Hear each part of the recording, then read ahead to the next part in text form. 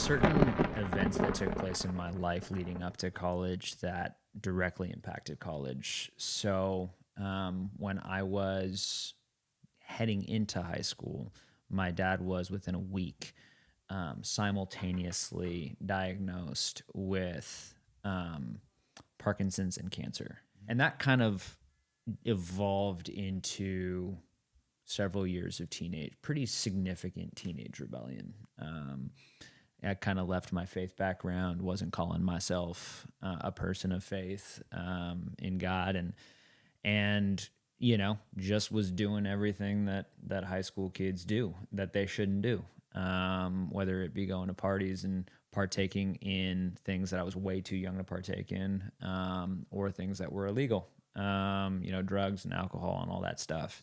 It was pretty significant, but then I really feel like my life kind of transitioned back to, man, I need to figure myself out, because when I was a sophomore in high school, towards the end of my sophomore year, I was diagnosed with stage 4 cancer. Parallax. You are now tuned into the Parallax Effect. It's not the message, it's the messenger. What up, Ryan? It's time. Parallax. Oatmeal's better than no meal. Guess who's back to make mountains out of molehills? If this don't move you, I bet my folks will. This beat's smooth, but trust me, there ain't no chill. Ask Ryan, if I'm lying, I'm flying. It's the sculpture of all aspects of the culture. Parallax. The People's Podcast is back, laying it down flat for you wherever you at. Your job, or your car, or your jog, or your flight. Loads of archives with no ending in sight. Hitting on any topic, long as it ain't no nonsense. You can see the others for the drama and the gossip. Word to Brett, best there ever was, recognize it. Never secondary, my eyes stay on the pocket. Parallax. And if you feeling the vibes, give us 5 stars. Oh, and follow and subscribe. Parallax. Sit back and recline, relax and enjoy the ride, cause it's that Parallax. And you just passed the test. This is the Parallax Effect. Come on, Parallax. Sit back and recline, relax and enjoy the ride, cause it's that Parallax. And you're here, that's mad respect. Welcome to the Parallax Effect. Yeah.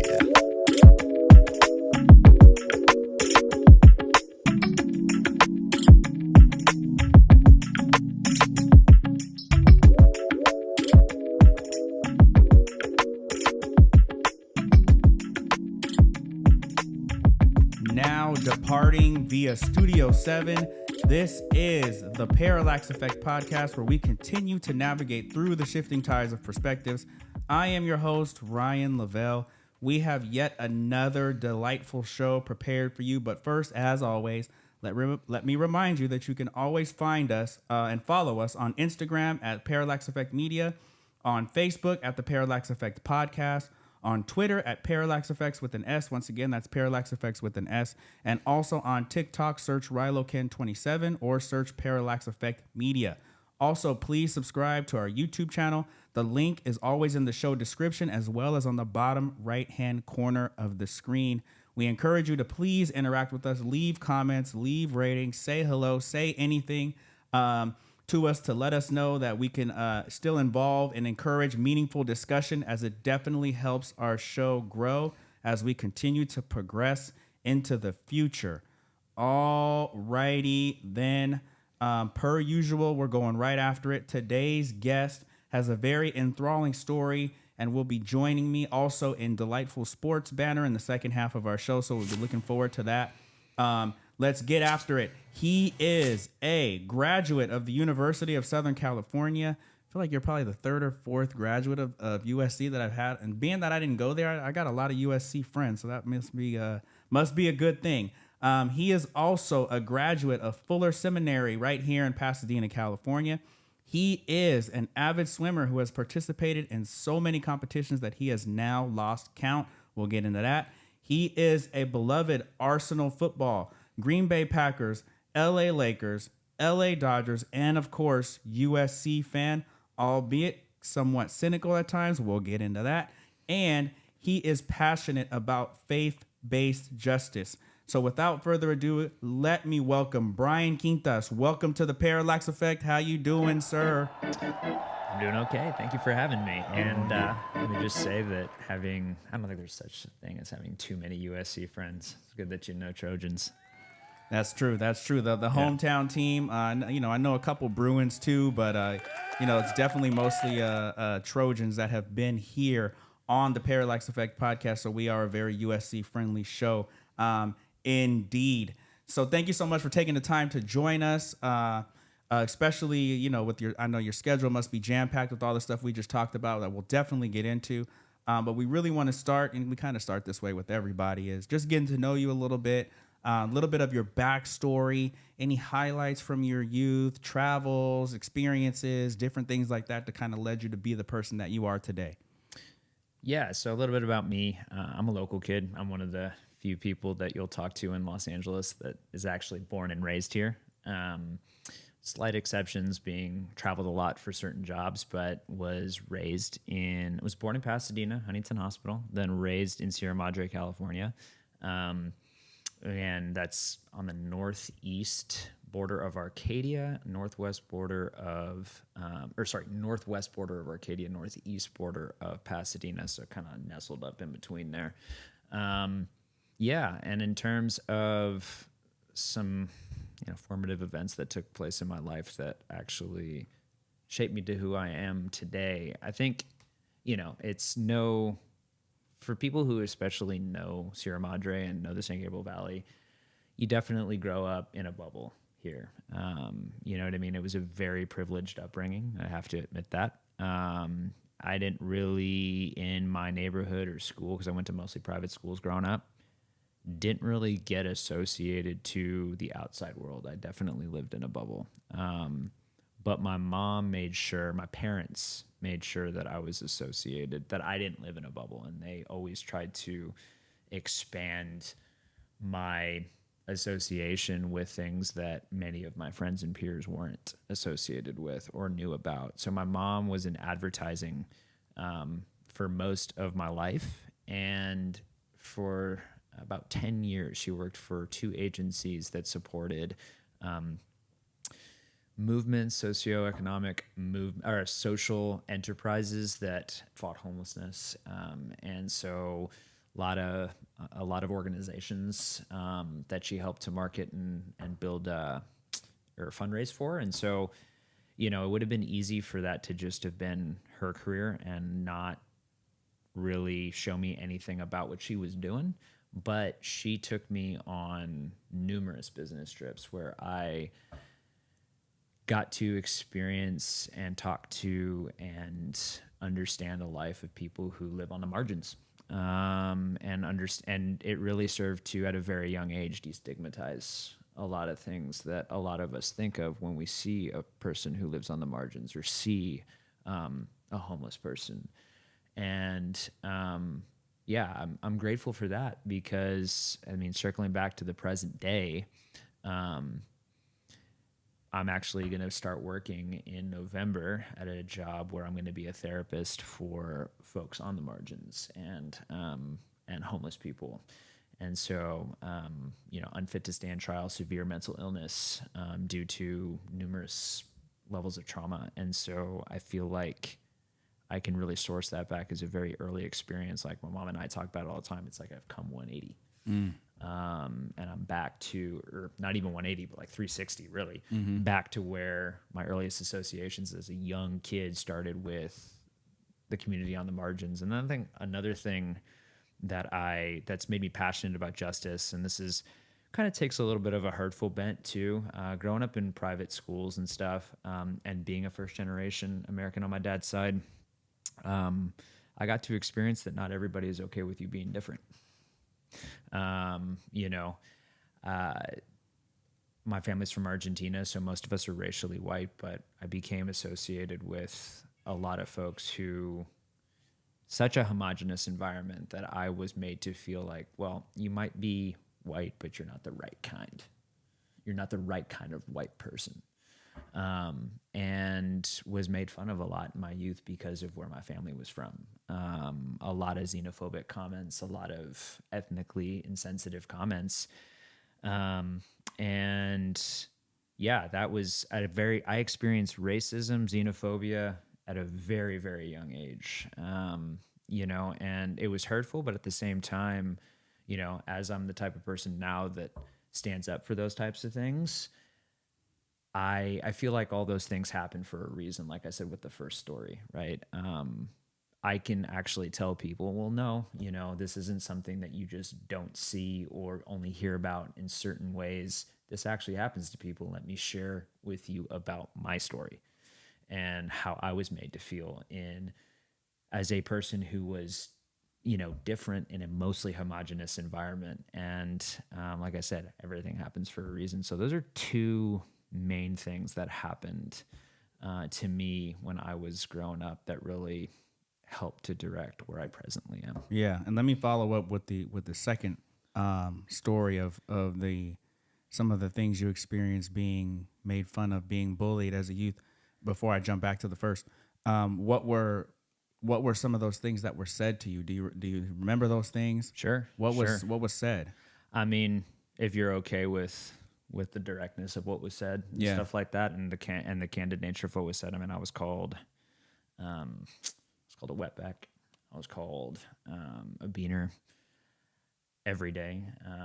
When I went on school field trips, I was told, I was asked like, hey, do you have your immigration papers? They might check. And these were things that happened frequently. I would open up my lunch and be told like, oh, I'm surprised that you don't have X, Y, and Z. And, because I think one of the biggest ways that you can engage in racism that a lot of people don't understand is when you are in the Latinx community we're made up of 19 countries, right? Not all of us are the same. We are unified, and I do love my fellow Latinx friends, but when you misrepresent where somebody is from, it can be pretty harmful. So opening up my lunch and being told like, oh, I'm surprised you don't have tacos in there. I'm surprised you don't have this and that. You know what I mean? Like those are kind of the things. And again, I love my Mexican friends, and I love the beautiful culture that they have and that they have shared with me. But at the same time, like they're not Argentine, I'm not Mexican. You know what I mean? And so that was kind of the breadth of what I'd feel, and honestly, or the depth of what I would feel. And a lot of times I would actually go to administrators and complain about it, and they would actually jump in and take the sides of my bullies. It was I felt so isolated. There were times where I would spend, recess and whatnot, and I wasn't allowed on certain sports teams because of that. I would be constantly better than everybody, but wasn't allowed on certain sports teams because I wasn't well liked by the school community. I remember that in basketball. In baseball, I was too good, and they could not put me on the team. But some other sports where I wasn't as gifted at, that kept me off teams. And I remember certain times I felt so miserable at school that I would actually spend like recess in the bathroom just crying or eating lunch and just, I wanted to be literally anywhere but there.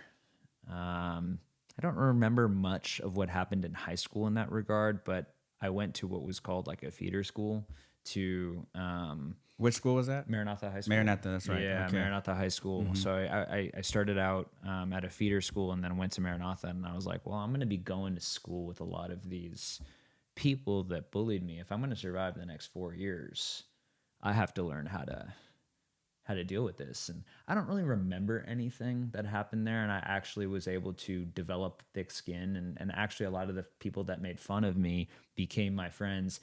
And I don't know if me not remembering has more to do with me kind of dissociating from it, or the fact that it just didn't happen because I didn't let it phase me like I did when I was in middle school. It was probably a combination of both things. Right. Yeah. And did you, since the administrators and it seems like the people in charge weren't really helpful in helping solve the situation, did you have any proponents that you could go to, any outlets, or where, obviously your parents and your family, what was that?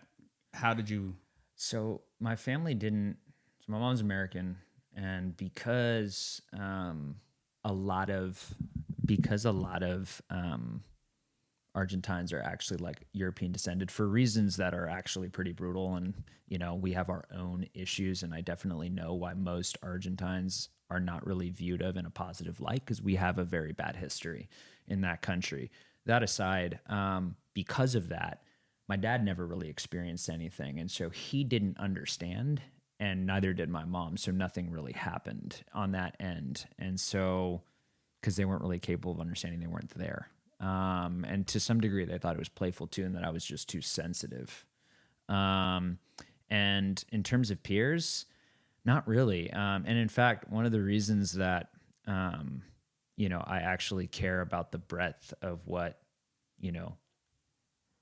justice looks like for people who are ethnically and racially minorities is the only advocate I actually had at school was actually my baseball teammate, Jordan, who was one of only 2 black guys or black kids at the school. He would always stand up for me. And he was popular because he was a TV actor. I don't know if you're familiar with Jordan Calloway Walker. Probably have to Google him. Yeah, so he's on a current CBS show, but he also was on the Nickelodeon show at the time called Unfabulous. Mm-hmm. And so despite him actually being a minority, the fact that he was a celebrity kind of made it so that he didn't get made fun of in those ways, but he also understood, obviously, because there were probably other things that were happening in his life that outside of that and in the film industry and whatnot, that he was feeling it in other ways. You know what I mean? A lot of these movements where, especially in 2020, you saw like when George Floyd was murdered, a lot of film actors were like, well, came out and actually gave their experiences of racism on the set. And so I'm sure that was happening for him. And so he was seeing me go through it at school, and he would always defend me whenever he could. But he was really the only one who did out of my peers. I didn't have very many friends. Right. Yeah. Well, shout out to you, Jordan Calloway, wherever you might be today, for taking up that stand at such a young age. And yeah, I know that must be difficult to, 1, deal with the trauma, and 2, have such a very narrow set of individuals that you can, because everybody needs some kind of community or some kind of outlet, right, to manage those type of situations. So definitely sorry to hear that. Glad that you were able to take the steps in high school to block it out and do what you needed to do. And even, befriend some of the same perpetrators, that takes a lot of maturity as well, too. Yeah. Yeah. I mean, I think the reality is it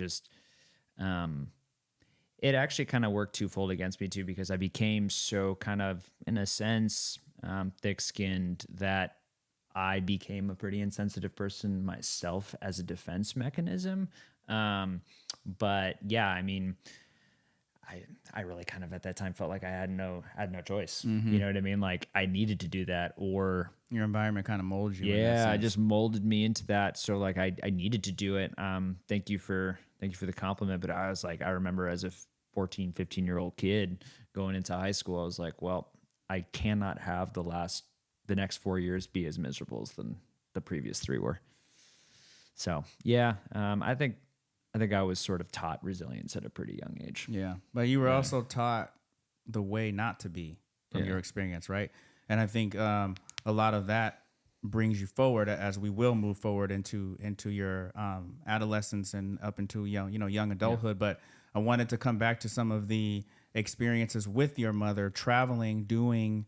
Observing her occupation and observing her contributions to society. Yeah. Do any of those stand out to you? Were there any moments there that you can remember that maybe helped mold you as well? Yeah. So I remember we were in Washington, D.C. and helping an organization out there that was combating homelessness. And my mom actually had me encouraged me, but if you know my mom, she's from New York, an encouragement from a New Yorker is generally like, I think you should go and do this. And because I'm your mom, I'm going to say that you're going to do it.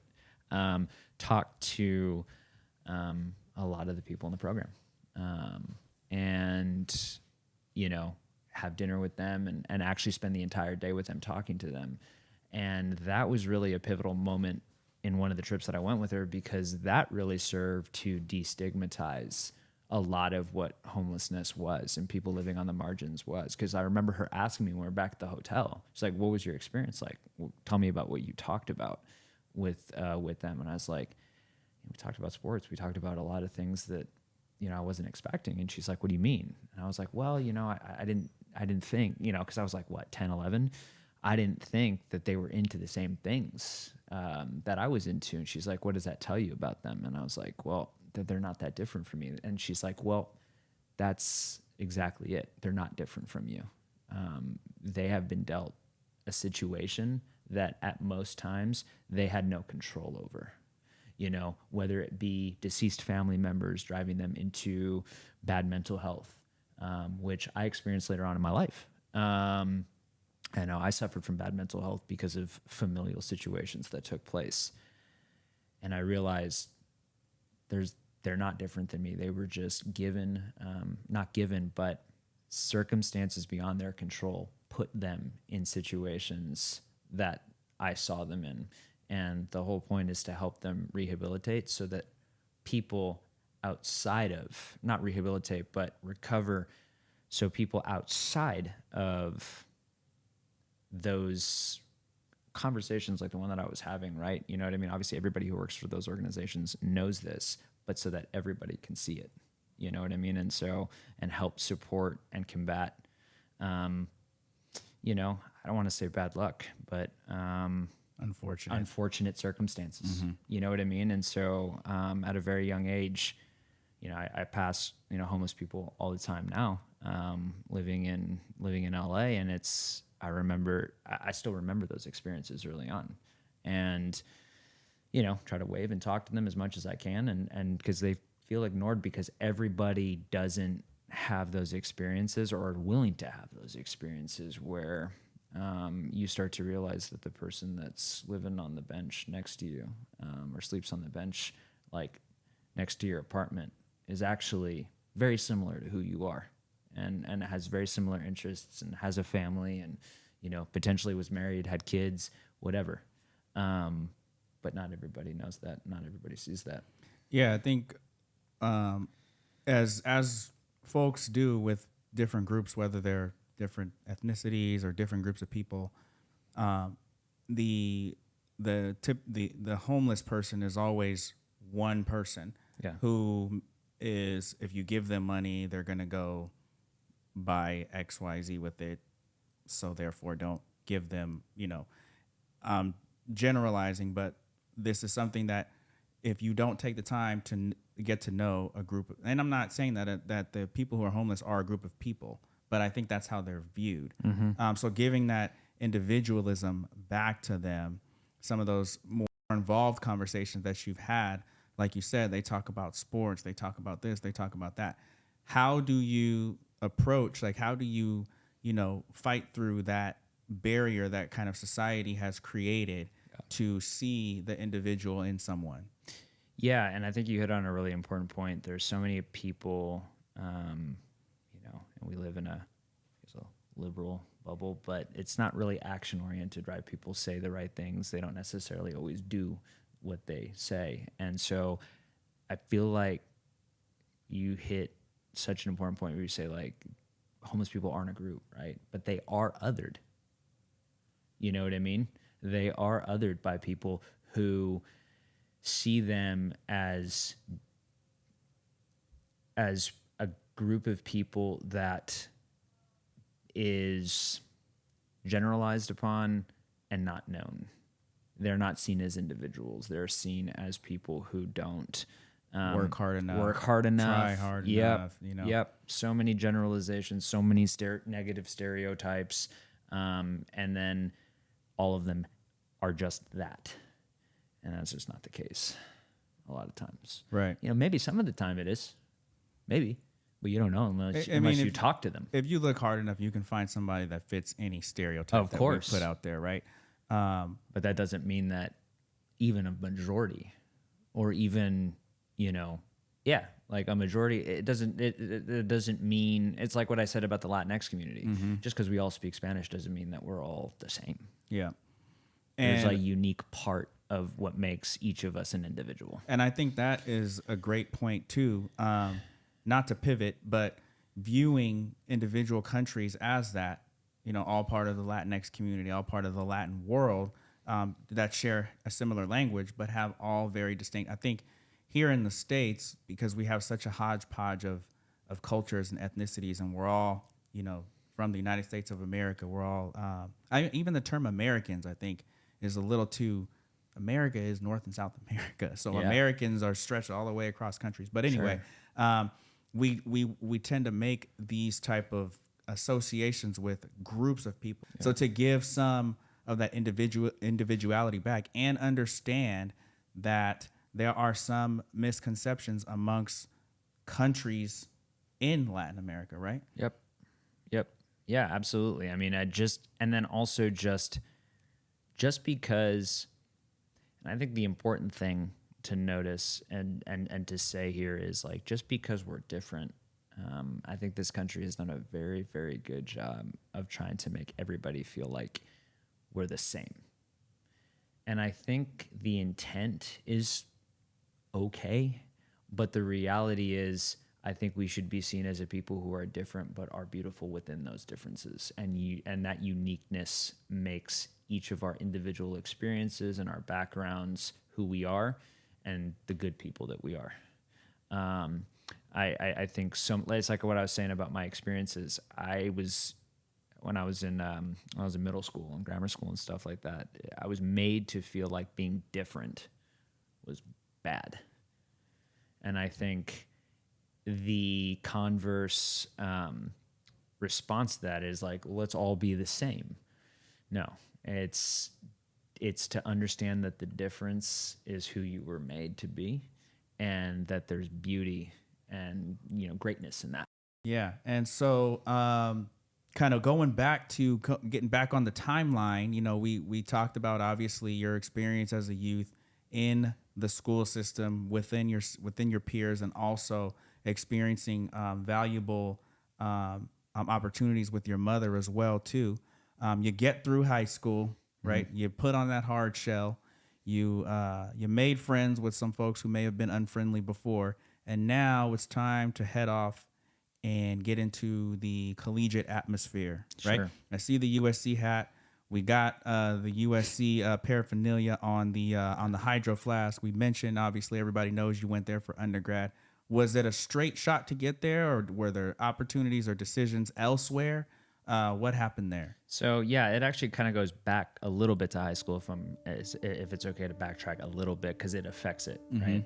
So there were certain events that took place in my life leading up to college that directly impacted college. So when I was heading into high school, my dad was within a week simultaneously diagnosed with Parkinson's and cancer. And then my sophomore year of high school, and that kind of evolved into several years of pretty significant teenage rebellion. I kind of left my faith background, wasn't calling myself a person of faith in God, and just was doing everything that high school kids do that they shouldn't do, whether it be going to parties and partaking in things that I was way too young to partake in, or things that were illegal, drugs and alcohol and all that stuff.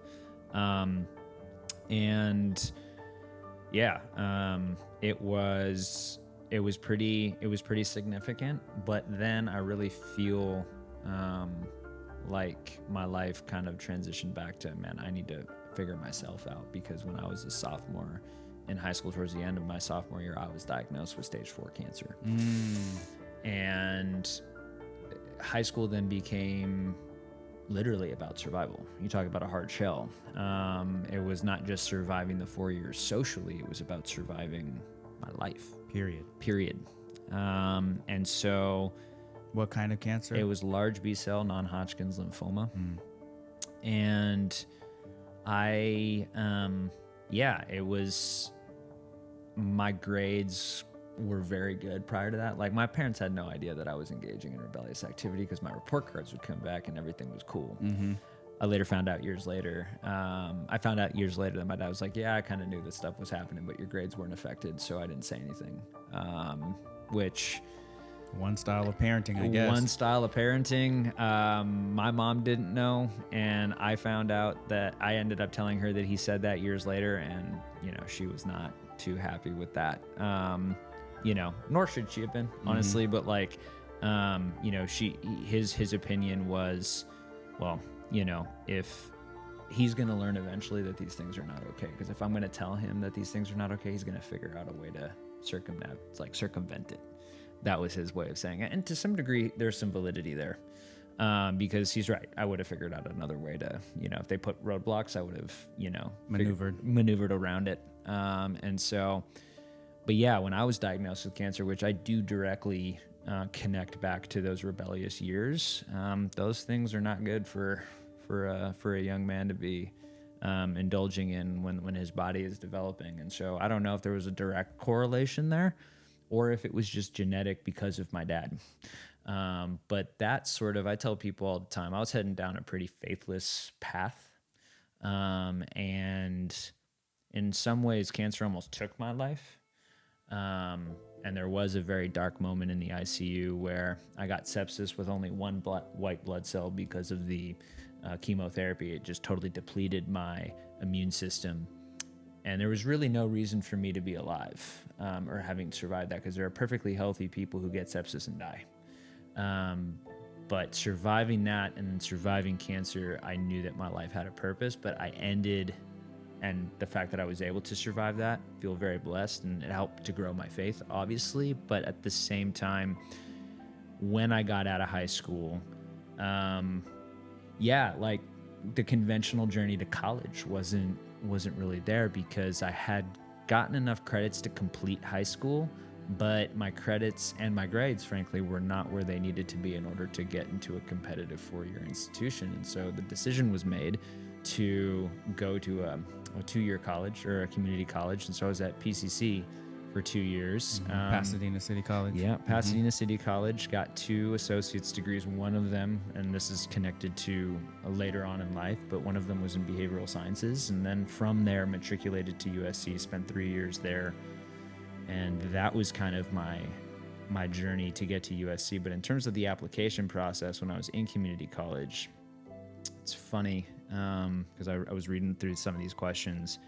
It was not my goal to go to USC. In fact, like, my dad went to UCLA. I grew up a big UCLA fan. Okay. Yeah. So there is some Bruin connection going on there. Deep down. Yeah. I have buried it over the years. But yeah, I almost didn't want to even say that.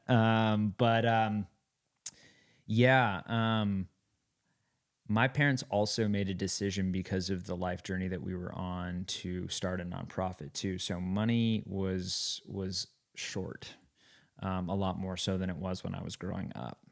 The privilege was still definitely there, but I certainly was not.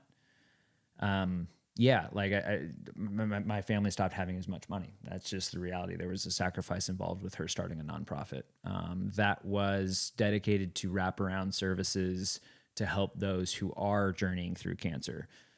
But we went from having money for college to not having money for college. And so there was also an economic decision there too. But when I was applying to colleges, I was like, I got to go to a public institution. I got to... because that's what I can afford. And my mom was actually the one that convinced me to go to apply to USC, because I was looking at the tuition. I'm like, there's no way. Like, we can't afford to go there. She's like, we're going to apply to scholarships and grants and stuff like that. We'll see what happens. And one of the reasons I'm so deeply, I would say, not to get all cheesy or anything like that, but just in love with the institution, is because I was able to get in because my grades picked up. I was able to get in, and I got a full ride, scholarship wise, to go there. And Wow. So that was what led me to USC. It was more so, I applied everywhere else. My godfather wanted me to go to Cal, and he wanted me to. He knew my dad from college. My dad's fraternity brother was his younger brother, so he became my godfather. He's like, just go on a campus tour. What he really meant was apply, but he said, take a campus tour, see what you think. And I was like, okay, I'll go. And I remember walking around, and I'm like, everybody here looks not happy to be here. So I did what I said I was going to do, but got into USC. They gave me that financial package, and kind of the decision was made for me. I didn't even take a campus tour. I mean, who needs one with a full ride, especially especially headed down over there, man. I would still be very much a fan of that institution as well, had that been my experience. So I really didn't know, and I think we've known each other for some time now. Yeah. The cancer diagnosis that really shocked me as well. And you said that your dad also had was it also non-Hodgkin's lymphoma? No, it was actually seen as a cousin cancer because it was within his bone marrow, which mine was within my bone marrow. His was CML, chronic myeloid leukemia. It wasn't as severe of a cancer diagnosis, and he was on a clinical trial that kept his cancer at a chronic state, not a life-threatening state. He took oral meds for it. What really ultimately ended up debilitating him was the Parkinson's, because there's no cure there. And so the confluence of the two diseases ultimately, and this actually kind of takes me through college as well, he died my senior year. In college, yeah. I remember getting a phone call. I was at a buddy's apartment, and my mom calls me in the morning because I had crashed there the previous night. And my mom was like, "Get over to the hospital." And I was like, what do you mean? She was like, I'll never forget. I think your dad died. I was like, what do you mean you think he died? She's like, well, he's not breathing. And they took him away in the ambulance. And I'm in the ambulance right now, and they're trying to intubate him, and it's not working.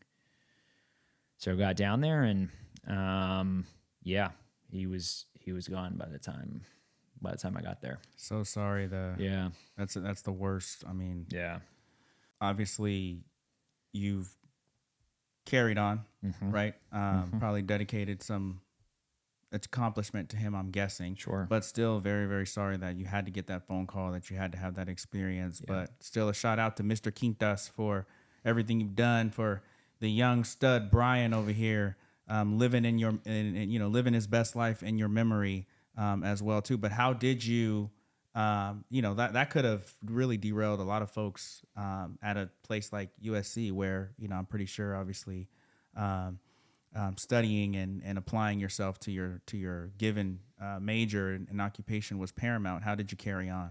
Well, honestly, this is where, and this is difficult to talk about. I tell people all the time, I tell a lot of my story because it makes me, it makes me out to be a survivor. It's easy to develop sort of like a hero complex when you've gone through those things and survived them, but it's difficult to talk about seasons in life where you have fallen short. And I think that progressed into a season of life where my 20s were very painful because I died, or sorry, not died. After my dad died, I just got angry.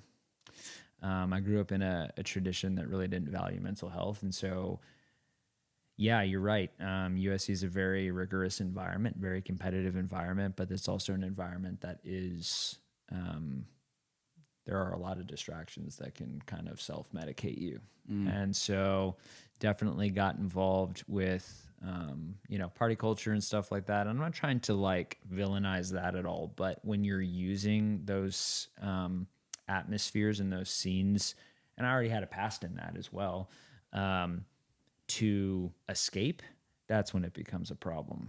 And when you then go into the entertainment industry right after college, it's like from one extreme to the next. If you have bad habits already forming, that is certainly not an environment that you want to end up in. And so, yeah, I was kind of in a process of self-medicating. And even before that, my dad and I were not on good terms, which kind of led to the grief. My dad wasn't leading a life that he wasn't taking care of himself. He definitely, I feel like, expedited a lot of the process of his ultimate untimely death.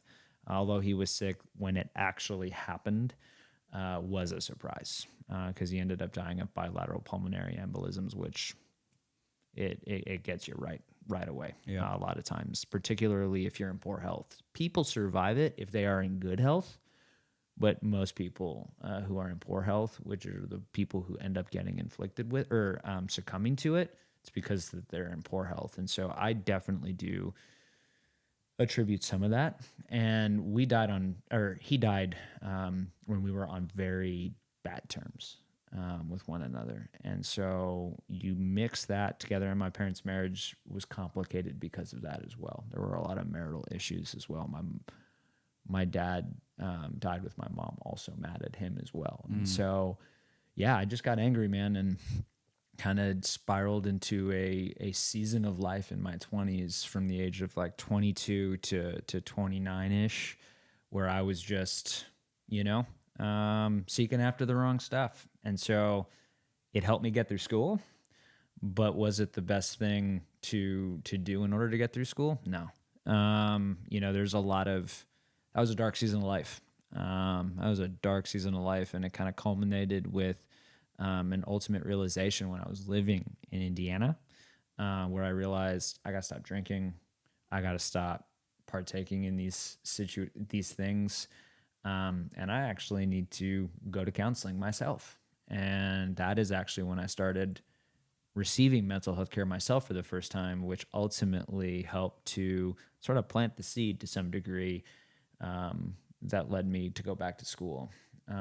But yeah, that's the ugly truth of what got me through it. And how old were you at this time where you started counseling and started turning the corner? 29. 29. Okay, 29. So 29, headed up to Indiana. What brought you over there? Work. Okay. So I worked at a live streaming company at the time, and I actually, because when you're working in the entertainment industry, you sort of fluctuate between a lot of different jobs. There's not a whole lot of career stability. I was freelancing a lot. I actually worked in real estate to supplement what I was not earning in working production and working at other like part-time jobs in the industry.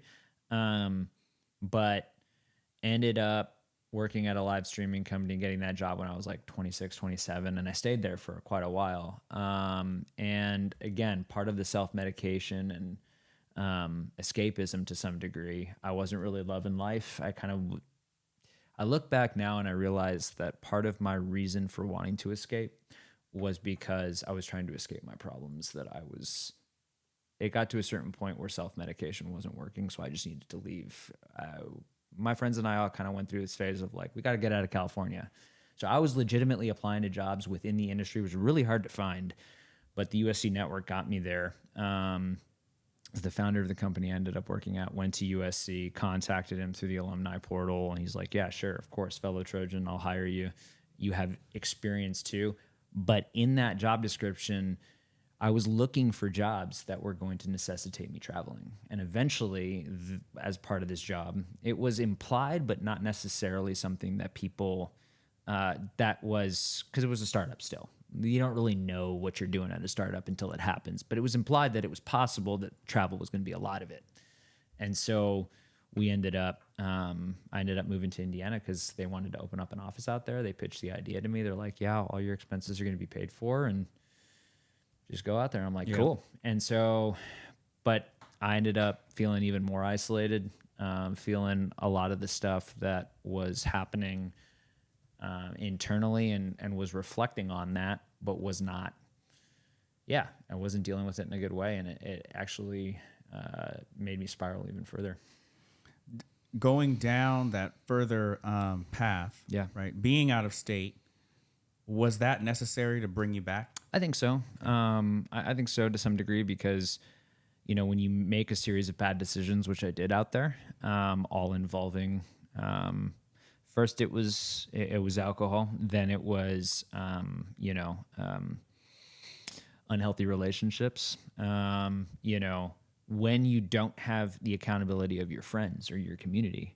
So I was still going to church and stuff like that at home and even here, but like even in Indiana, but nobody really knew me in Indiana. So my friends were starting to keep me accountable at home. And that's one of the reasons why I wanted to leave, because I didn't want to be held accountable. And so, but conversely, I think that I had made so many drastic mistakes out there the year that I lived out there.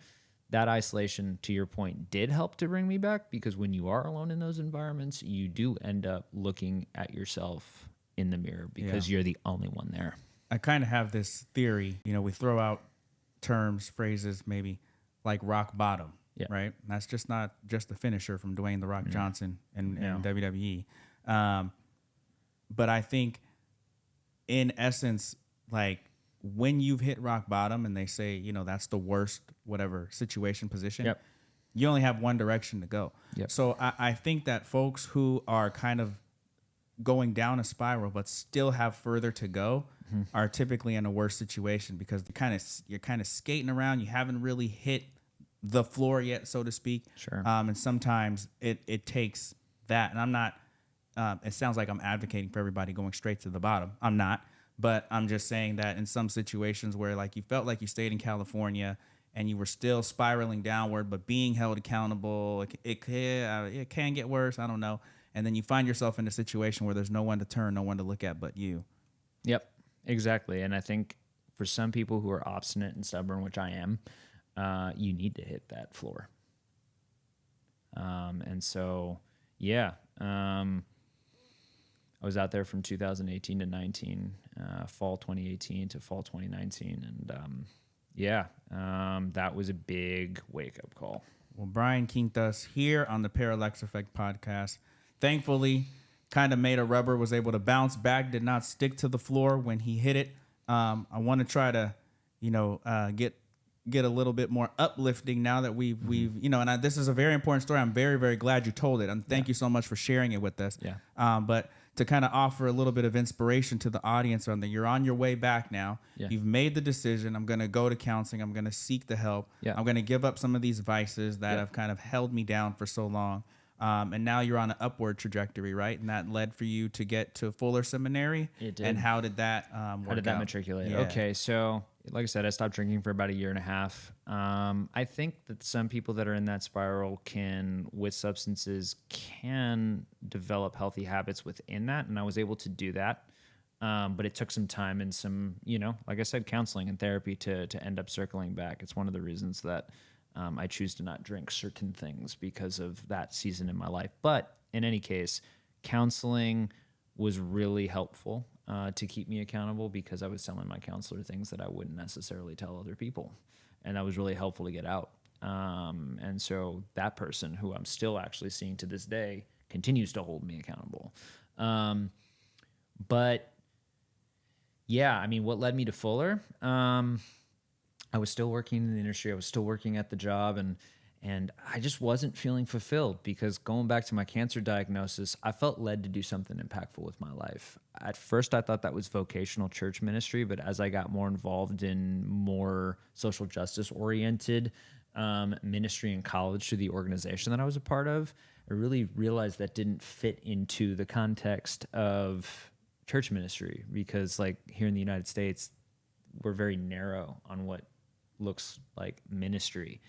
And so that's what kind of led me to go into the entertainment industry because I didn't know what I was doing, but I was working a bunch of jobs that were unfulfilled. I was very unhappy working those jobs. On paper, you look at my resume and you're like, well, you worked at X, Y, and Z place, but you're not doing, but I wasn't happy at any of them.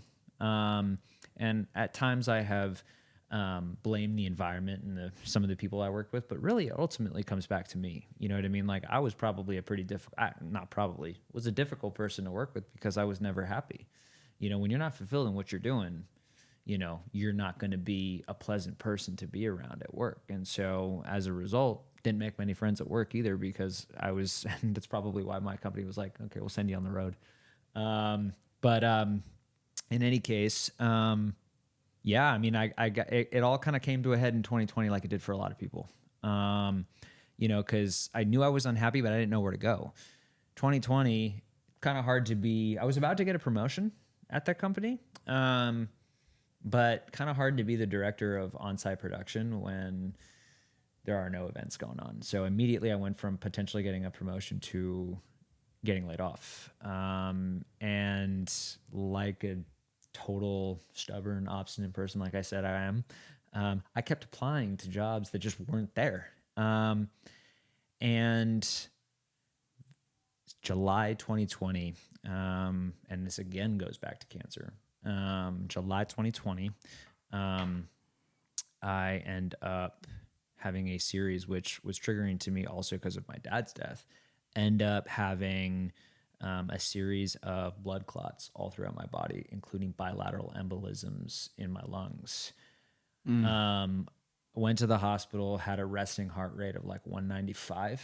And I remember the vascular surgeon who ended up saving my life that day said, if you had gone to sleep, in fact, if you had waited like 3 or 4 hours, we wouldn't be having this conversation.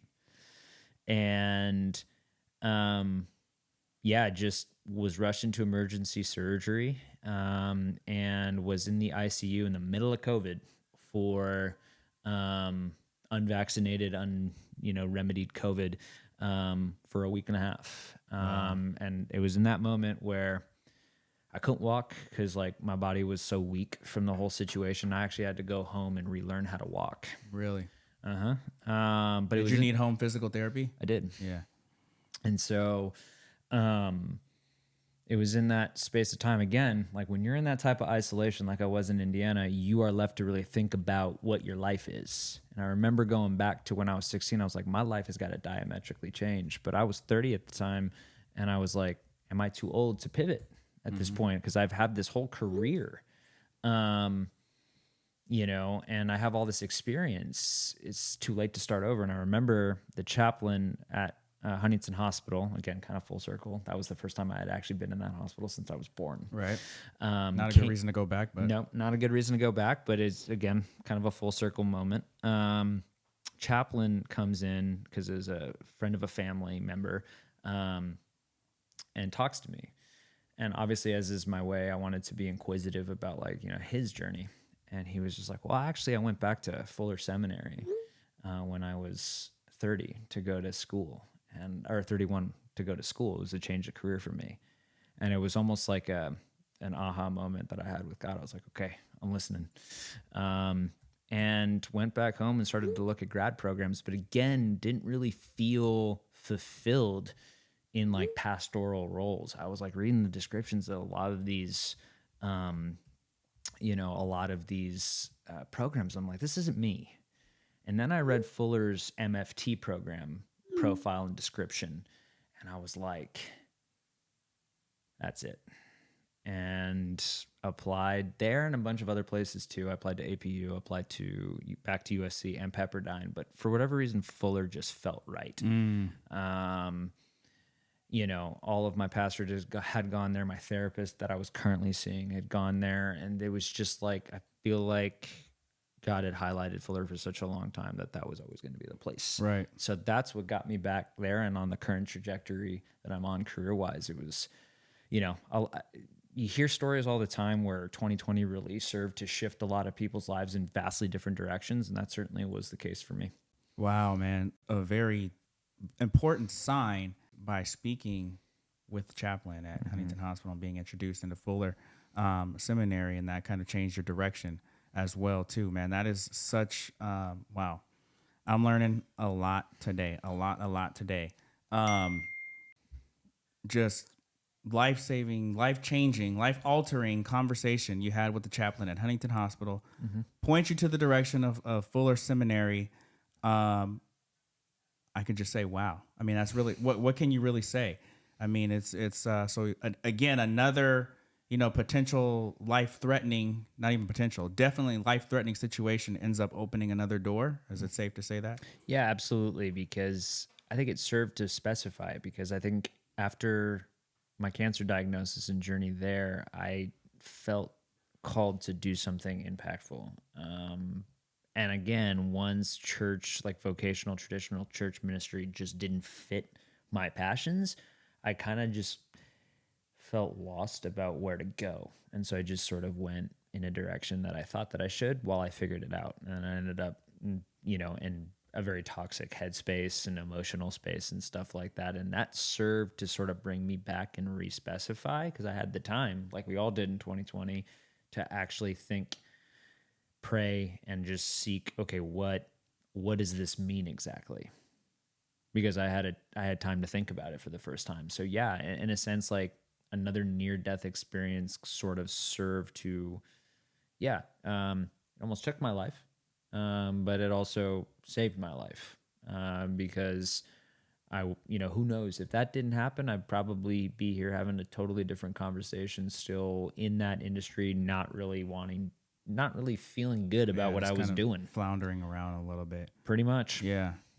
So, entered, applied, accepted. Yep. Fuller Seminary. When did you graduate from there? June Yeah. Of this year. of this year. Of this year. Congratulations Thank to you, you. man. 2023, June. Bryan Quintas joins the Parallax Effect podcast. Very, very powerful, very, very roller coaster ride Yeah. through life, ups and downs.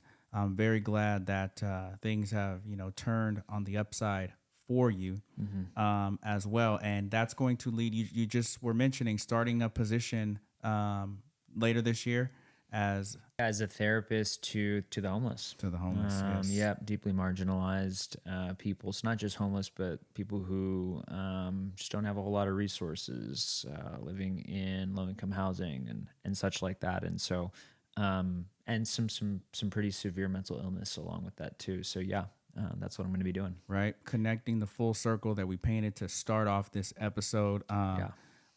Just very thankful and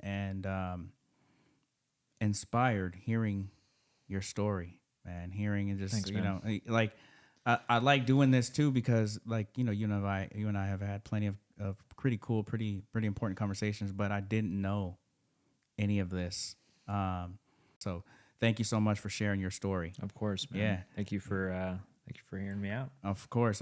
Now I promised that we would have some sports debate going on here. So I don't even know where to start, but let's start with the football, the soccer, the football. You got the Barcelona shirt on. Right. When was your first association with the club? And what do you attribute to that? So I think it kind of goes back to Arsenal too, to some degree.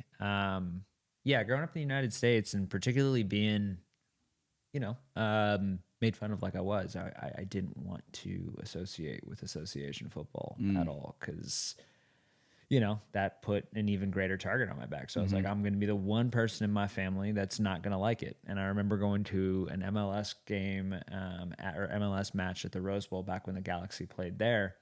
And my abuelo took me because he wanted to get me into association football or football. And he fell asleep at the game. And I remember thinking to myself, this is not a good sport, man. I'm baseball, I'm basketball, I'm swimming, I'm everything but.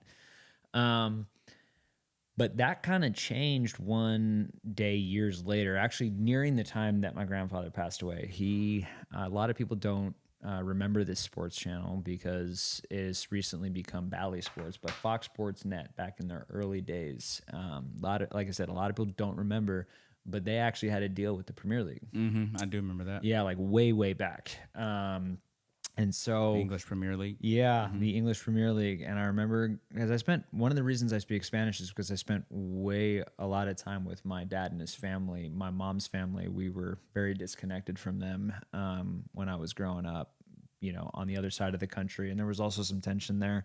Sorry for another time. But in any case, he always had the game on, right? And so he was watching a match. And it was like 2001, 2002. This was, and it was Arsenal Man U. And I was going to sit down because I loved my abuelo. I was like, I'm going to watch the game. And first thing I asked him, I was like, well, who do I root for? And him being a good Argentine was like, most of the of England's national team was on Manchester United at the time. Argentina and the United Kingdom and England, they don't get along. And so he's like, I'm rooting for Arsenal. Because at the time, it was mostly an international setup for Arsenal, primarily also French players, which was doubly good for my abuelo too, because in the 98 World Cup, France beat Brazil.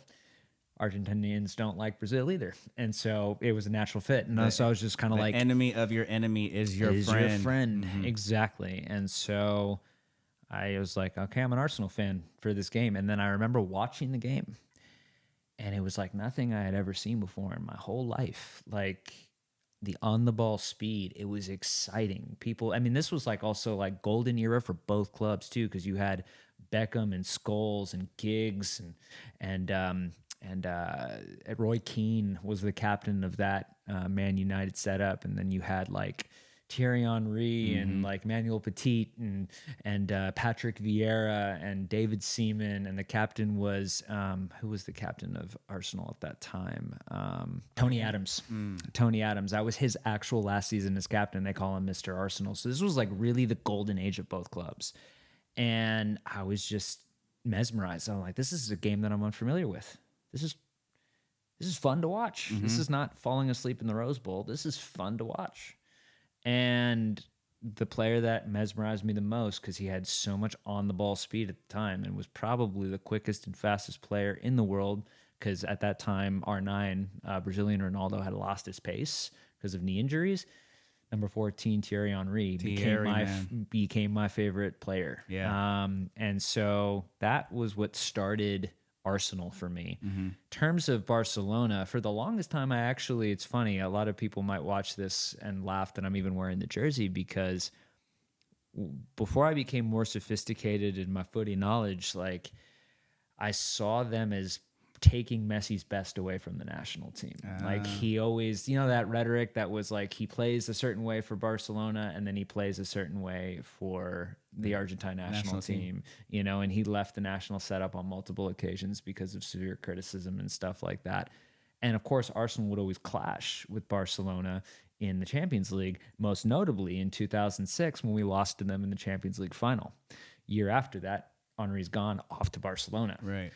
And it wasn't again until I started to get more sophisticated in my footy knowledge that I realized, well, the reason that Messi is doing so well for Barcelona isn't Barcelona's fault. They just have a good system. Right. And, the Argentine tactic back in those days was, let's watch Messi do literally everything and nobody else do anything and just watch. And when I realized that, and when he single-handedly sort of carried a very mediocre, poorly coached or poorly managed Argentina team to the 2018 World Cup qualification literally by himself, I was like, this dude is not human. And Barcelona, thank you for making him who he became. And that's actually when I became more of a Barcelona fan. Right. Not more than Arsenal, but that's when I became a fan of them, at least in Spain. And from a player standpoint, we share the same interest. Thierry Henry was also who brought me into association football. I didn't quite go the Arsenal way, and everybody's watching probably knows I went, the Liverpool route for reasons we talk about in a prior episode. Please be sure to go check it out because we talk about everything Liverpool there as well.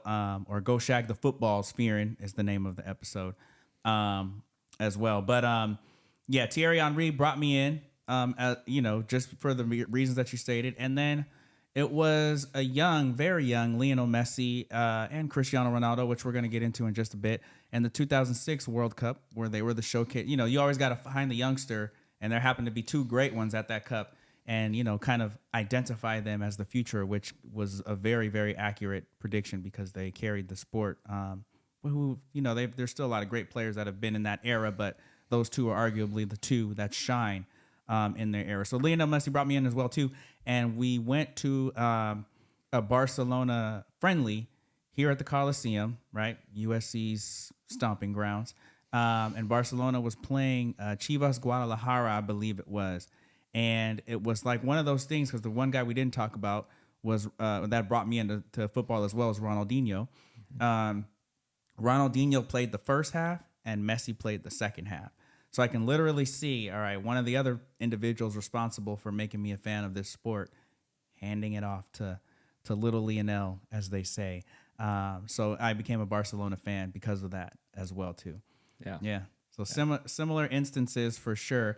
And kind of getting into Lionel Messi's national duties for the Argentine squad. Obviously, just picking up the World Cup, last year, which was the final I think level of goating his status, right, in the eyes of many. How did that moment make you feel? Man, it's hard to describe.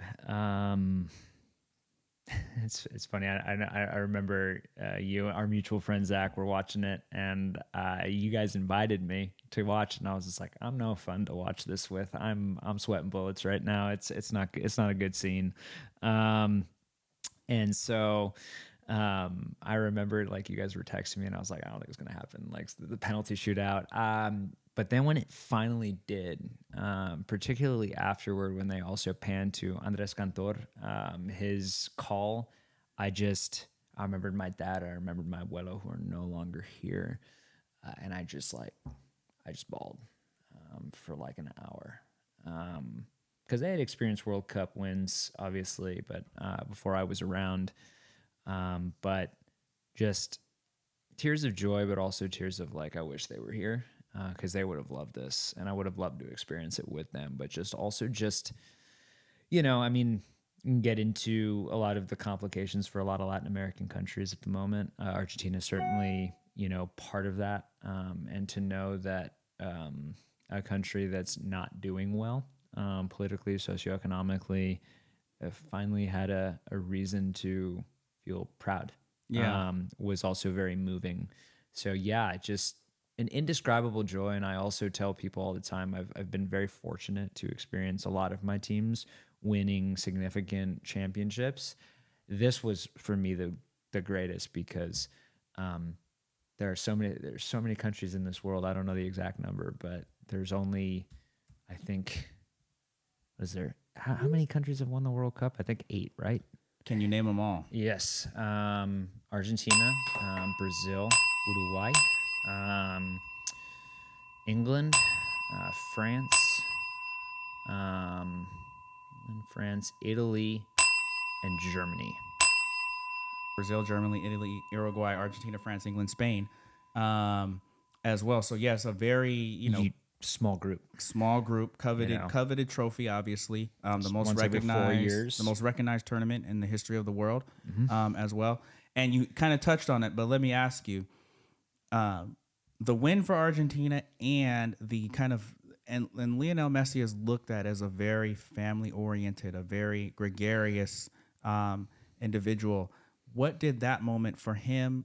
And I'm not going to ask you to speak on behalf of a whole country, sure, but considering the complicated history of the country of redefining these existing views of folks from Argentina and the way Argentina is viewed, did this do anything to help that? Totally. It really changed he changed the inevitability of what people from my generation, Argentine expats, people with Argentine heritage, and then people who live in the country, changed the inevitability of how we were viewed. And this is going to get controversial because he's still viewed very reverentially, but Maradona didn't really, from a personal standpoint, give a good example of us as a people. And Messi, like you said, same woman his whole life, family oriented, humble. It's humble as humble as somebody from his stature can be. And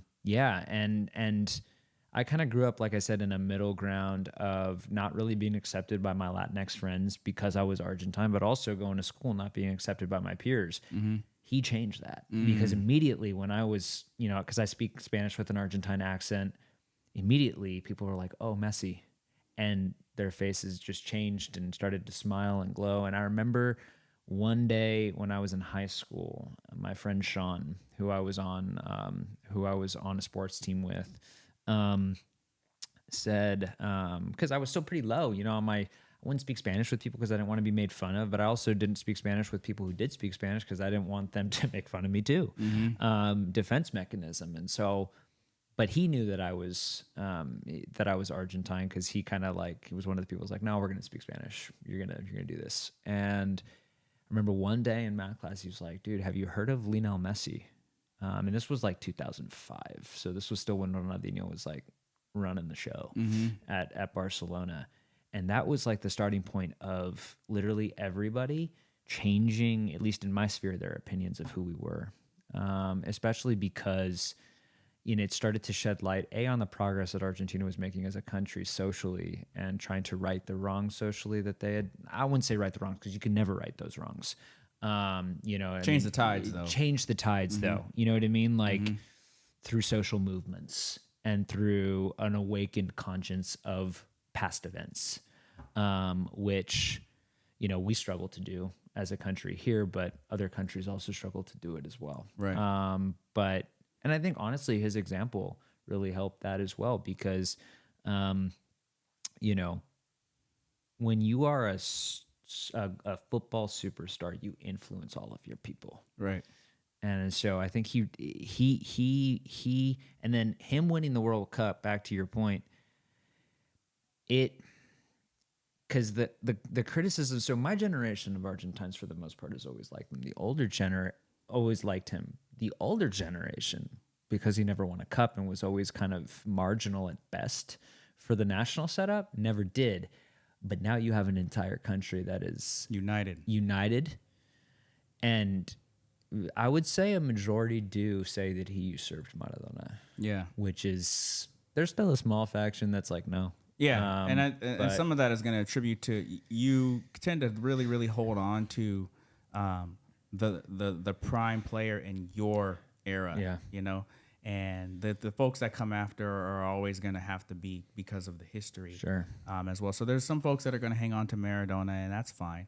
But I think for the most part, there is more widespread agreement that the greatest of all time is Lionel Messi, which is going to pivot us to the next conversation, because there's obviously the other choice in Cristiano Ronaldo, right? So I think what we're going to do is I'm going to take the side of Cristiano Ronaldo to engage this debate. Okay? We're going to be advocates. So I'm going to be Cristiano's advocate, and you're going to be Lionel Messi's advocate. And we're going to have a really compelling debate to make our case for who is indeed the greatest of all time. So we're going to pick one of these two. The Parallax Effect Podcast, we got Bryan Quintas in Studio 7 discussing the importance of Lionel Messi, not just to world football, but to the entire country of Argentina, which he wears proudly and represents to the fullest. But for the spirit of debate, we're going to change this up a little bit. And I am going to take the side, even though I am wearing an Argentina shirt, I am going to take the side of Cristiano Ronaldo. Bryan Quintas is going to take the side of Lionel Messi. We are the advocates. So I am now the advocate for Cristiano Ronaldo. Like we said, Bryan Quintas is the advocate for Lionel Messi. And I will start first, and I have the advantage of having the computer. You can use your phone if you need to, by the way, if you need to look some stuff up.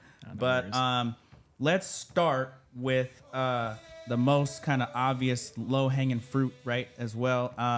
I believe that Cristiano Ronaldo leads the goal department, does he not? So if the most important thing in football is scoring goals wins you matches. Cristiano has the goals, therefore he is the greater of the two, and therefore the greatest of all time. What do you say about that, advocate for Lionel Messi?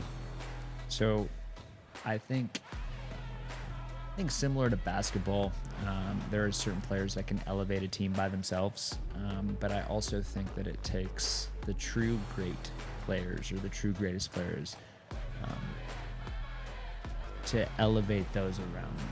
And I heard an argument the other day that I actually subscribe to, and I've never really, especially because I've kind of fell into that media trap with Kobe and LeBron and feel very regretful. I never really quite fell into that with Ronaldo. Obviously, I have my opinions about who's greater, and I'm going to go with Messi every time. But again, just to kind of play the advocate for Messi that we're doing here, if you look at the teammates that Messi played with and the ways that he elevated them, both on the national team and then also with Barcelona.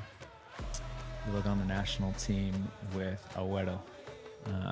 Even though I don't even want to speak his name because of how many mistakes he would make in tournaments. Higuaín for Argentina. And then you look at his Barcelona teammates and even his PSG teammates and how he elevated them, the Luis Suarezes of the world, the Samuel Eto'os of the world, like even early on, acquiescing to Ronaldinho, and then when he got to PSG, Mbappe.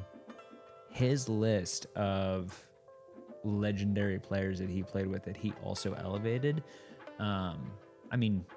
This can't be understated in my opinion, but Luis Suarez scored 40 goals and won the Pichichi and the European Golden Boot when Messi was still in his pomp, and could have very well done that. But I think that, and then if you add the titles along with that, which is a team accomplishment, I think for me, yeah, the numbers may not necessarily specify, but at this point, but I think if you look at, I mean, his teammates love him. Mm-hmm. You know what I mean? How many people that Cristiano Ronaldo plays with advocate for him, like Neymar does for Messi, like Suarez does for Messi, even Mbappe does for Messi. Well, speaking of Mbappe, I think Mbappe is on record saying that Ronaldo is the greatest ever, despite his very close teammate campaigns with your player Lionel Messi here. Sure. And let's go back and say that Cristiano Ronaldo has been a winner everywhere he's went. We're gonna ignore that second spell with Manchester United, but the first spell, won some trophies there, went over to Real Madrid, and had one of the most remarkable runs ever. A lot of those are coming in competition with Lionel Messi's Barcelona that gave us some great football in those years. Went over to Juventus, a remarkable Serie A team, Serie A being the Italian league, but brought them up as well too. And even now, he is totally taking an entire league on his shoulders. He goes to the Saudi league for an unremarkable, unmistakable amount of money. Nobody's ever been paid that before. And it was only reserved for Cristiano Ronaldo. And look what has happened. The plethora of players that have followed him into that league. He's setting new standards. He's putting the Saudi league above the MLS. I don't know if I really believe that, but for the sake of this argument, I'm going to argue that as well too. So all of these things that Cristiano Ronaldo has accomplished. Oh, and by the way, Argentina's victory last year was against France. Been there, done that for Ronaldo. He beat them in the Euros years ago. So, Argentina, you're a step behind Ronaldo and Portugal there when it comes to beating France. So those are even much, a little bit more evidence for you on why Cristiano Ronaldo is the GOAT. How do you come back from that? Okay. I mean, those are fair points, but I think if you look at most of the squads and the club setups that he's been a part of, he has always been the focal point of every single one of those attacks. Has he ever had to really share any of those goal scoring responsibilities with the likes of a Luis Suarez, with the likes of a Samuel Eto'o, European Golden Boot? I mean, I think a lot of people go to the Bale and Benzema Ronaldo trio that won 3 straight Champions League. Nothing to scoff at. It's probably something that'll never happen again. But it was a phenomenal accomplishment.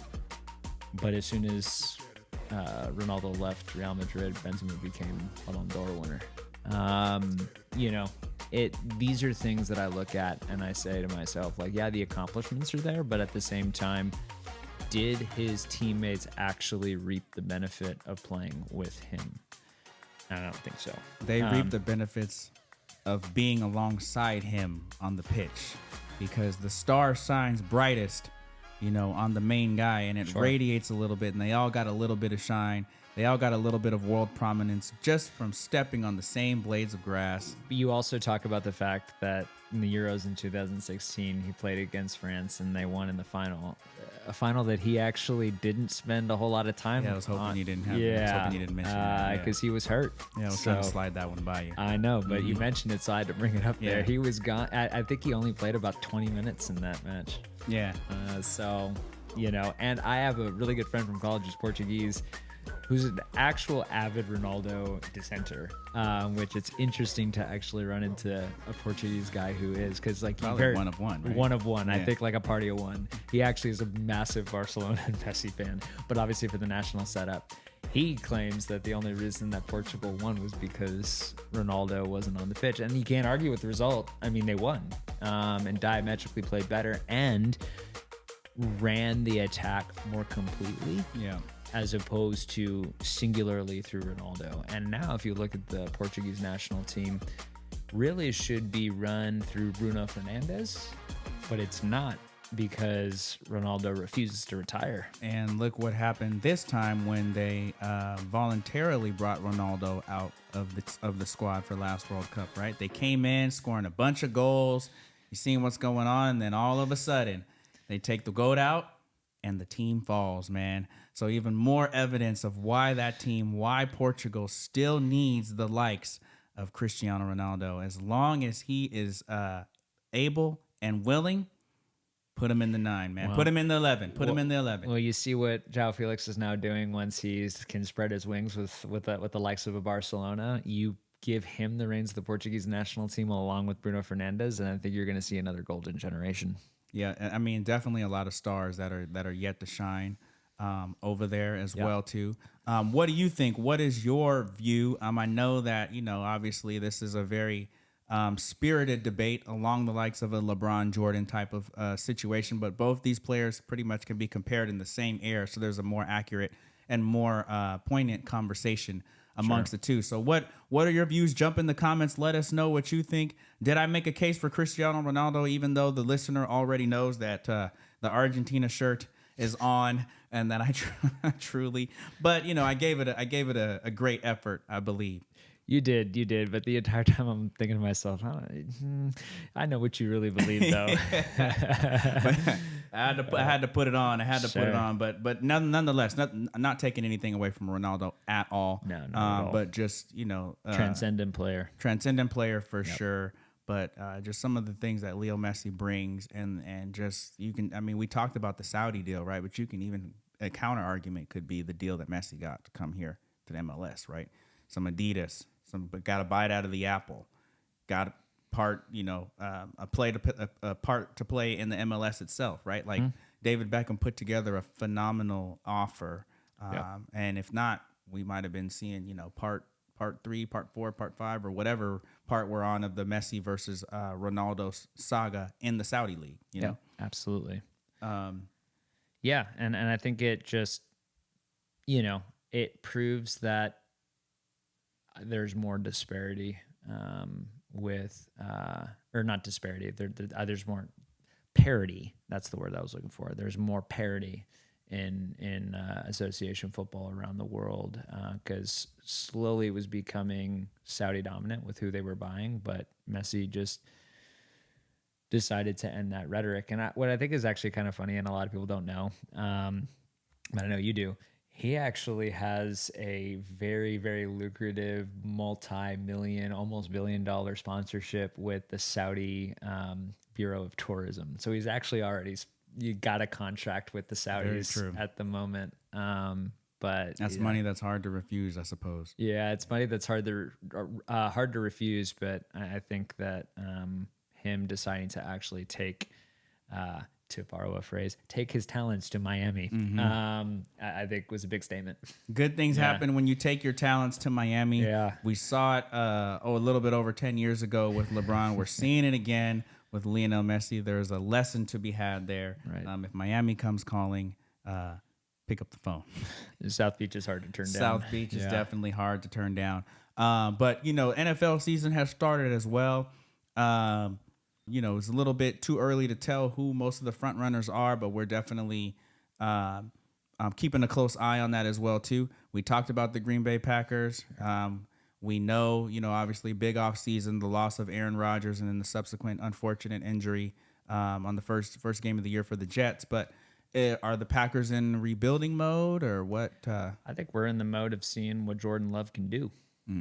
You know what I mean? And I think I was always in favor, because of very polarizing comments that were made by him over the years. I think something happened during COVID where he was just like, I'm just going to talk about everything and anything. And I'd get a flurry of text messages from people telling me, like, what do you think of this? What do you think of that? Now I don't have to field those questions anymore. So there was that portion of it. And I always knew with his imminent retirement, that we were going to have to be in a place where we were going to have to draft a quarterback anyway. Yeah. So why not give a kid who's been behind Rodgers 2 MVP seasons a chance like we gave Rodgers a chance after 3 years of being behind Favre? It's funny how history repeats itself. Right. And so, what we're seeing so far is seeing what Jordan Love can do. Seems like he's got a lot of heart, man, in the way that he led that comeback this past weekend. Biggest fourth quarter comeback in the history of the Green Bay Packers organization, which includes a slew of Hall of Fame quarterbacks with Bart Starr, Brett Favre, and Aaron Rodgers. Jordan Love did that. Kid's got a lot of heart. And, hypothetically, even before this season, I was saying we were going to have to be, if he didn't come to fruition and play how he's played, and even if this is just a fluke, and he doesn't end up becoming the quarterback his two predecessors were, we would have had to draft a quarterback anyway because Rodgers is likely going to retire. Yeah. So I mean, it's still a very good quarterback history, as you mentioned, for the team. So definitely not uncharted waters when it comes to finding, the next heir apparent as well too. Pivoting over to another one of the teams on your list, the LA Lakers, one of the teams on my list. Coming off of the Western Conference Finals loss to the eventual champion Denver Nuggets. We obviously got LeBron there. We obviously got AD there when he's there. It's the operative word. Rob Pelinka definitely came through in the trade deadline to kind of build a more well-rounded team, obviously, to see, those results come up. What do you expect from them coming up this season? Well, I think now that we have kind of a more nuclear, or I wouldn't say nuclear, excuse me, a more unified core. Starting out the season, I was always from afar a Russell Westbrook fan, but he just didn't fit with the Lakers system, and I think it was a sort of a romantic move to some degree. A hometown kid coming back to play for the team that he grew up loving, but very ball dominant, low efficiency, not as explosive as he once was.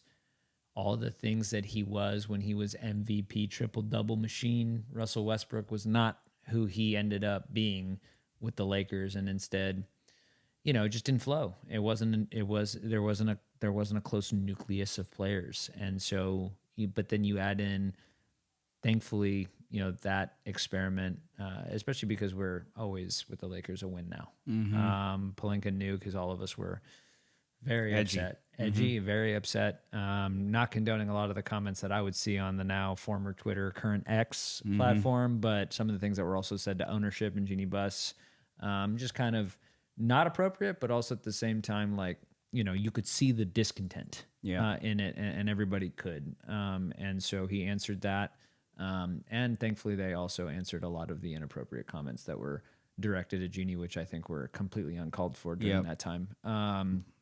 But regardless, or not regardless, but moving on from that, I think you add Austin Reeves and a lot of these players like Hachimura, not superstar players, but what built our dynastic teams in the 2000s, right? We had Kobe and Shaq. We ended up having Kobe and Pau, but we had a lot of really solid guys around them, and I think we finally have that again, which we did not have at the midway point last season. So I'm confident in what we have, and I honestly think the West is pretty wide open. As good as Denver was, and as unguardable as Jokic is, I like our chances, honestly. I'm making it back, and since we have a full season with this nucleus of players, anything is possible. Yeah, to echo your sentiments about some of the statements that were made, definitely, especially the ones directed towards Jeannie and the ones directed toward Russ, definitely inappropriate. Yep. The spell that Russ had with the team doesn't take away from his greatness.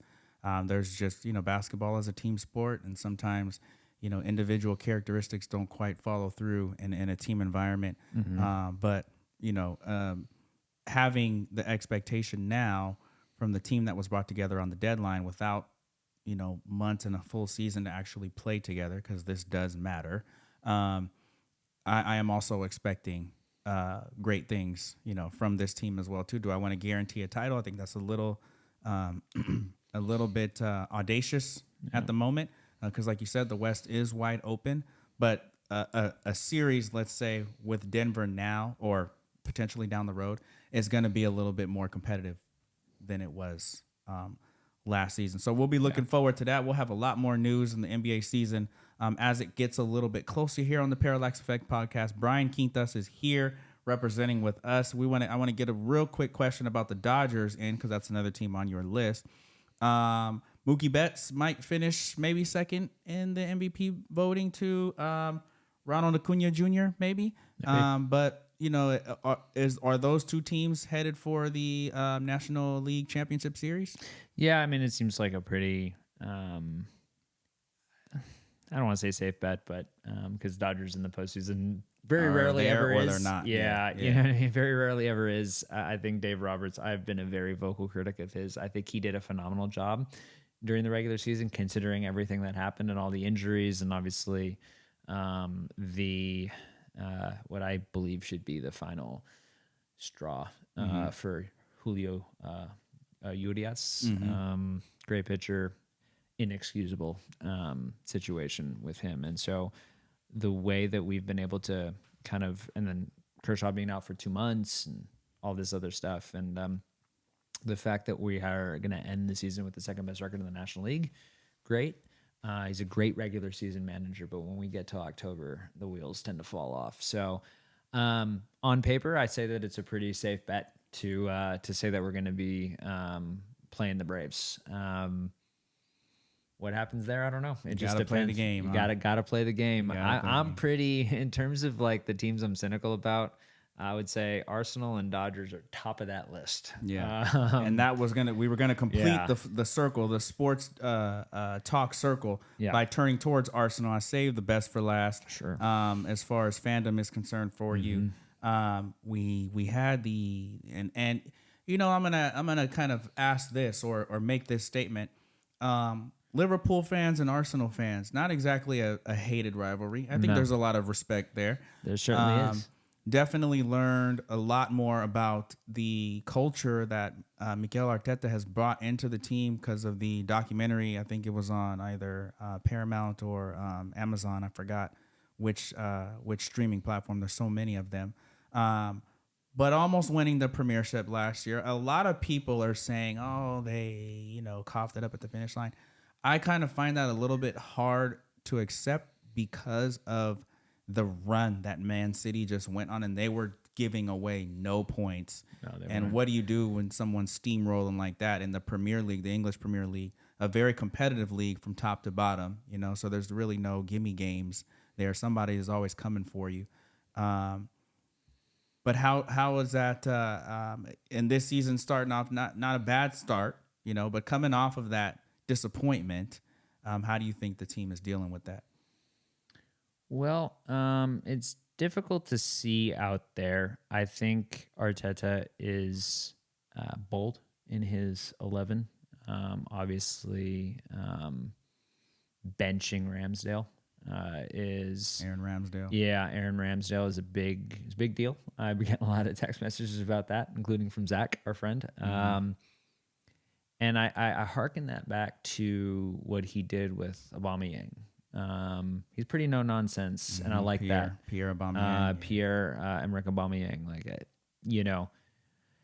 if he doesn't feel that the culture's right, I feel like he's going to take action, and I think that's something we haven't seen from an Arsenal manager in a very, very long time. Because even at the end, Wenger was not willing to take out certain core players. He probably should have taken out Ozil and probably implored him to play more defense, which would have lengthened his career in Europe and his football career in general, but wasn't willing to do that at that stage.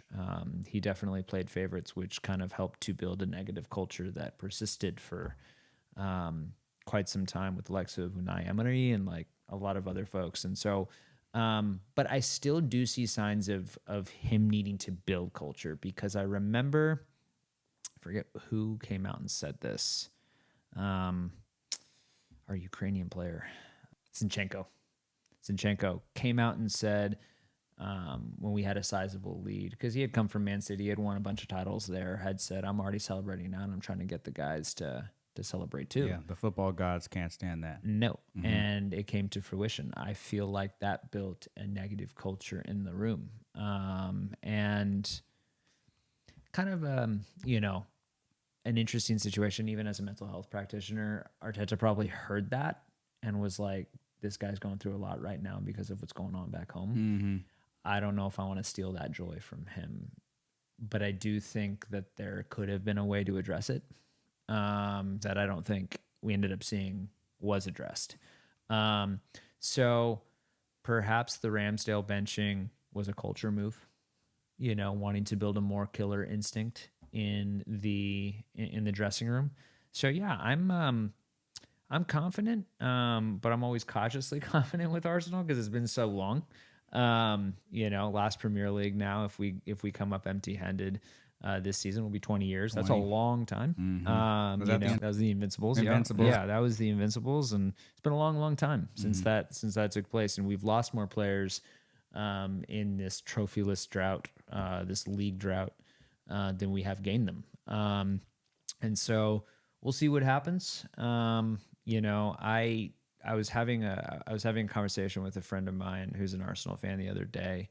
We were actually at an Angel game, just trying to get a Mike Trout bobblehead because we knew that tickets were cheap and wanted to, get that. But ended up talking about Arsenal because he was wearing an Arsenal jersey. And I think one of the things that concerns me is that we actually lack a true nine. We don't really have a solid in the box, going to get you goals striker, because Jesus was never that for Man City, and I don't think he's that now. And so I think Gabriel Jesus. Yeah. I don't think I like Gabby. He's got a very serious demeanor. Obviously, like he's a winner. He's Brazilian, and they come with the expectation of winning over there. And so, it's not a typo that they've won 5 World Cups. They are winners, born winners. And so he brings that mentality, but you can't change somebody from who they are. You know what I mean? He's more of a winger than he is a true striker. And I think our lack of an ability to actually produce regular goals is going to present a problem. Well, let me go back to some of your comments about the decisions that the manager Arteta has had to make, and kind of shed a light on the managerial duties, whether that be manager of a football squad, head coach of a American football squad, head coach of a basketball squad. You're not only trying to organize and dictate and determine the positional, the right amount of play calling, formations, tactics, whatever have you. You're also managing personalities. Yeah, you are.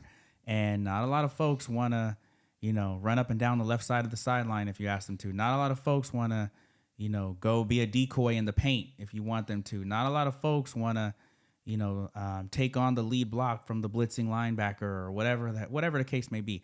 And so those are and I think the coaching, managing blunders is something that is very focused on, especially in the media. We hear a lot about the NFL coaches and their uses of time, right? Critical timeouts, whether you throw the ball, down the ball or whatever to stop the clock or whatever have you.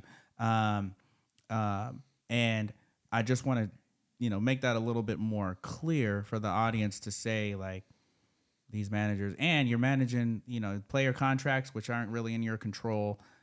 Give the players, leverage, and that's a conversation for another day. But being a manager or a coach of a professional team is definitely hard stuff to do. But back to your point about not having a true nine, I think that's very important, especially nowadays. We were just having this conversation the other day about how the number 9 position for those of you out here is or in the audience that aren't too familiar is the striker position. That's the person who scores all the goals. That's the person you see, on your TV doing most of the celebrations because they're that a position that, by the way, Cristiano Ronaldo plays, not his true position, but a position that he plays very well. For those of you wondering, and so that importance of that position actually, in my opinion, has changed.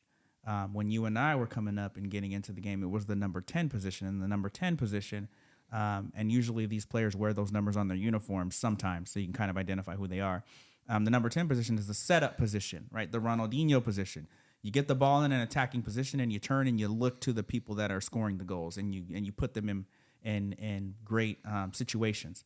So now the number 9 being the most spotlighted position in sports, it's very important to have someone who is very proficient in that area, right? And that goes to your point. Just wanted to explain your point a little bit further of whether Gabriel Jesus is or isn't that. And there's a couple folks that you rotate into the lineup as well too. But then without having that, you have to be a little bit more creative about where your goals come from. Exactly, and I think a lot of the goals need to come from the midfield, and I don't see any of our midfielders as being like a Ronaldinho that has that setup capability, but also has a very capable eye for goal. Right. And I think that's like I said. I think our defense is very, very stout. And whoever we rotated in goal has also had success, but we're gonna have trouble getting goals. And so I don't know. We'll see. I mean, we certainly do not have a Holland.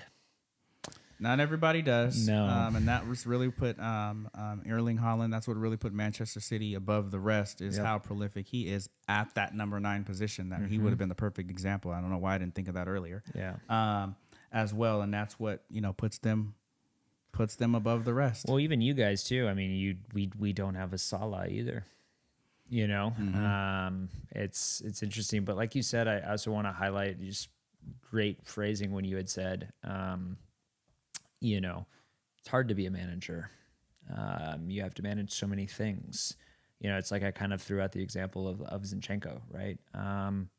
I sit here with the privilege of not having to make that decision on what to do there because I don't know. There's that's a guy who's on the phone with his family all the time, and is probably unsure of what's going to happen tomorrow. And so if he's trying to find happiness again as a mental health practitioner, I'm like, yeah, absolutely. Try to find your coping strategies in order to do that. And as a manager, how are you going to tell him not to be happy? It's a very thankless job, and it's a very, at times, unsolvable job. And I think he also inherited a situation at Arsenal that's going to take a lot of time. We were very toxic at the time that he was at the time that he took over. And I applaud him for wanting to stick with us, especially in the sense of building up and then also tearing down a very popular player in Aubameyang. I've seen him make a lot of very necessary moves that makes me think that he is our guy, but it's going to take a long time to rebuild the culture. He's definitely got the temperament. He's definitely got the gusto, so to speak, to make that unpopular move. But I think I like, some of the nucleus that you all have built there, the Bukayo Sakas, the Martin Odegaards. I'm very high on them. Gabriel Martinelli as well too. So I think there's a lot of positive there from the season that you had last season and building upon that. So, as a Liverpool guy, no smite towards Arsenal is going to come from this direction. And so, wishing the best of luck to your squad. Thank you. For the rest of the season, man. Yeah. Thank you. Same, and hoping we can both our clubs can go far and take over overtake the Manchester clubs and the other London clubs. How about that? Chelsea and Tottenham. Yeah, exactly. And some of those clubs aren't doing themselves any favors, making it a little bit easier to jump them. Yeah. To hop over them, but Chelsea's quite a mess. Yeah, Chelsea they need to get a sponsor. And a matter of fact, this is obviously a Liverpool friendly Parallax Effect podcast, being a Liverpool fan myself. But, when it comes to sponsorships, Chelsea, it's kind of blasphemous for me to say this, but, we can put that Parallax Effect logo right on the front of your kits. It's better than nothing at this point. I know. What does that say about, hey, this is a discussion for a whole nother time, but American ownership of European clubs. Yeah, that's a conversation to be had. We're going through it at Liverpool as well too. Those are very heartfelt conversations that we have amongst the Pasadena Reds, amongst Liverpool faithfuls. That's definitely Arsenal something. fans too, man. That's the reason why I stuck with the Packers. Honestly, is because I didn't want to root for another Kroenke team. Yeah, so you gotta draw your line somewhere. Exactly. You know what I'm saying? Yeah. Bryan Quintas in the Parallax Effect podcast, having a fantastic conversation. We do something here. I don't know if you're familiar or not familiar. More of a rapid fire round. We call it Lightspeed. Is it something you want to participate in? Let's go.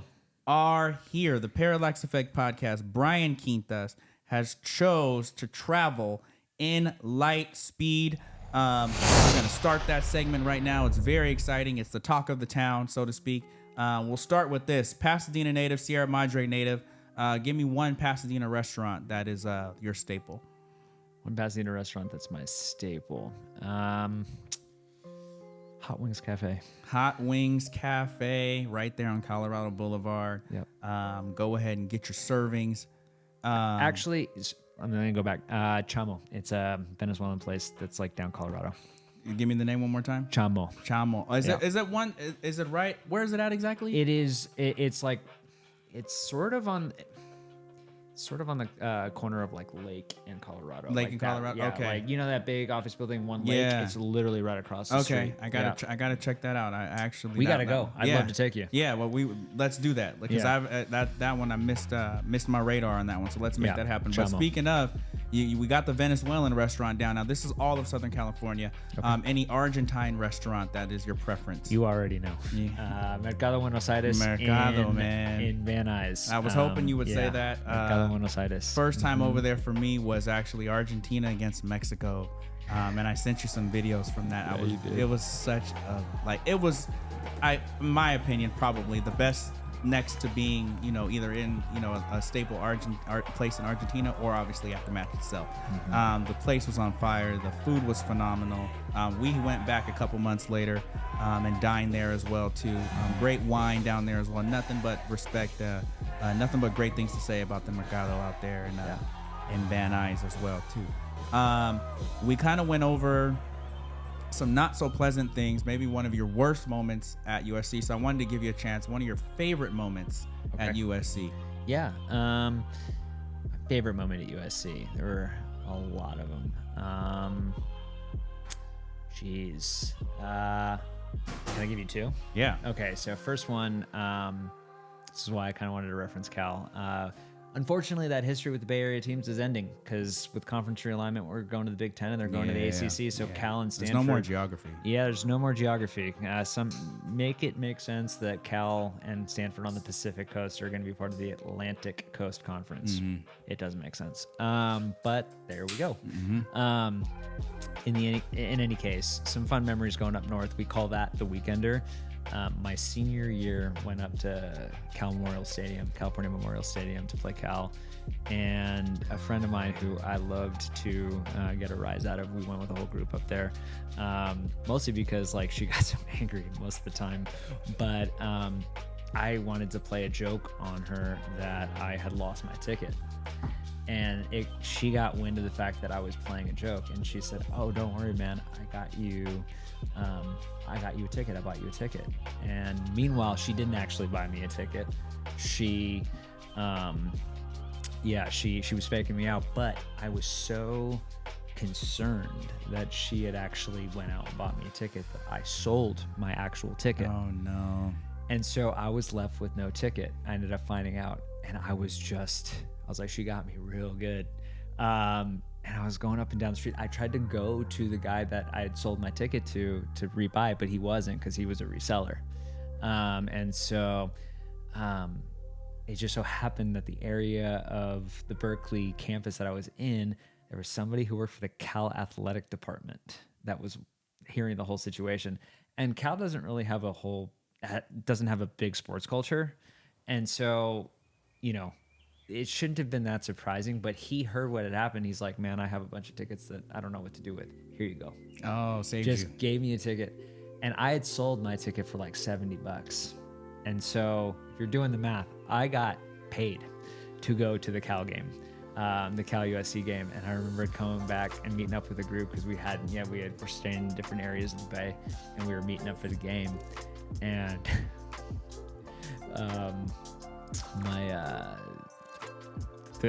my friend Janice, who I hope listens to this, she's probably gonna get mad again hearing this story.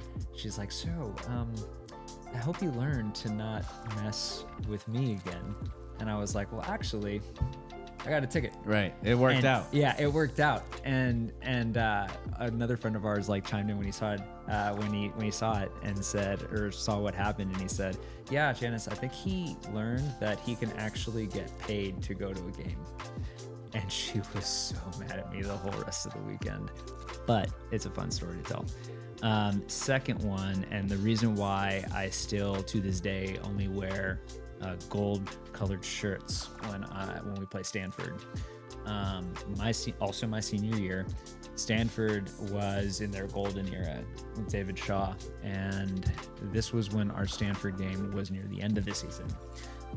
For whatever reason, recently they've switched to the beginning, but that was when it was near the end. College game day came to campus, was in McCarthy Quad Center at campus, woke up at 4 a.m, was there. Lee Corso picked us to win, which was a big, grandiose statement. You know, it was a very hot take because USC was pretty mediocre, and Stanford, if they won, we're going to go to the national championship. Oh, wow. Yeah, it was a big deal. And so he puts on the helmet, takes out the sword, the whole quad goes crazy. Was this when Andrew Luck was there? No, this was when Christian McCaffrey was there. Okay. So yeah, Wildcat was the main show that era. So Luck had just left. This was, I believe, McCaffrey's freshman year, if I'm not mistaken. But in any case, puts on a helmet. I'm thinking to myself, I'm going to my friends, I'm like, that's cool. Like, we got all excited, but I don't think it's going to happen. Went back to my apartment, took a nap because it was really early. Woke up for the game, and I remember thinking to myself, everybody in that stadium is going to be in Cardinal. I'm going to wear gold just because I want to stand out. I ended up on the Jumbotron 3 times. My parents said they saw me on ESPN. We won the game with the last second field goal from Andre Hadari, who was a very inconsistent kicker. We all rushed the field and took like this big, massive group photo, me and my friends. And so those were 2 pretty cool memories. But in terms of in-game experiences, that Stanford game is something I'll never forget. Yeah, for sure. Rushing the field. I actually got the opportunity to do that at University of Arizona once. Okay. After a huge upset over, I think it was second-ranked Oregon at the time. Okay. Did you go to U of A? I did. Went to U of very A. Cool. Yeah. Wildcats indeed. And actually, the one thing I remember the most is it must have been, the grass and everybody obviously running up, kicking up whatever dust and all that kind of stuff was just, I couldn't stop sneezing. I was having fun running around out there, but I could not stop sneezing. Yeah. But it was still a phenomenal experience. But at home in the Coliseum, getting to rush the field is something I'm really, really glad that you got to experience as well too. Yeah. I'm gonna bring it back to association football, back to Argentina. Sure. The 2 biggest squads down there are Boca Juniors and River Plate. Are you taking one of those, or are you taking somebody else? Taking another. It's funny, like I get asked that question a lot, and I have fun saying neither. My family, although my abuelo he's probably rolling around in his grave hearing me say this or looking down and disappointed because he was a massive River fan, but I think when I became more of a fan, I was influenced by my family, and they're all Independiente fans. Independiente. And so that's my team, and they're not nearly as successful as other 2 or as popular, but they're Reds, and so there's the color symmetry there. And yeah, I'm an Independiente fan, and to bring it to more European football, familiar with the Argentine players. Agüero came through their youth academy. Ah, okay. So yeah, right. So I learned something new. I was not aware of that. So very good that you have your allegiance somewhere that means a lot to you. Yep. And you're not doing the LA Lakers, Boston Celtics, or the Yankee, Boston Red Sox equivalent of Argentine top teams. You're paving your own way. Going to your personal kind of habits and endeavors and activities. We mentioned that you're an avid swimmer. What's your longest swim? My longest swim. It's so funny. We used to swim 500 meters towards the end of practices as our cool down. I was a part of a pretty competitive club, and so they would push us pretty hard. But I never really kept track because we were just practices. Even now when I swim for exercise, I swim for 35-40 minutes. However long that is, I don't know. So I did a mile swim once. But that's the only thing that I can actually say without doubt with an actual measured out length. Yeah. But I would swim Olympic pools, right, for an hour and a half, pretty much straight, very little break. So I don't know how many. I honestly have no clue.